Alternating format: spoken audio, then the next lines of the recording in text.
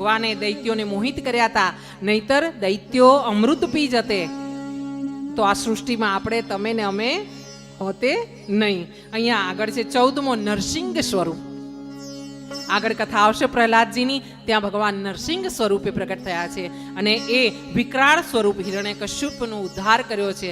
ભગવાને રાક્ષસોને પણ ઉદ્ધાર કર્યા છે ને, એટલો કોમળ હૃદયનો મારો ભગવાન છે ને, મારો મુરલીવાળો મારો કૃષ્ણ એટલો કોમળ છે, એટલો કોમળ છે કે એક તરફ તો એમ કે છે કે માને અડો ને તો પણ વાગી જાય, એટલા નરમ ભગવાન છે. ને બીજી બાજુ જોજો તમે, એવો વિચાર કરજો, યાદ કરજો, હું તમને દર્શન કરાવું છું કે જ્યારે મહાભારતનું યુદ્ધ થતું હતું ને, ત્યારે પ્રભુ રથનું ચક્ર પૈડું લઈને ઊભા થઈ ગયા હતા. કોને?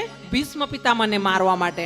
હા, એક બાજુ એને અડો તો ડાઘ પડે છે, એને અડો તો વાગે છે, બીજી બાજુ રથનું ચક્ર લઈને ઊભા થઈ ગયા હતા. એવો મારો કૃષ્ણ છે, એક બાજુ નરમ છે, એક બાજુ વિરાટ સ્વરૂપે પ્રભુ પ્રગટ થાય છે.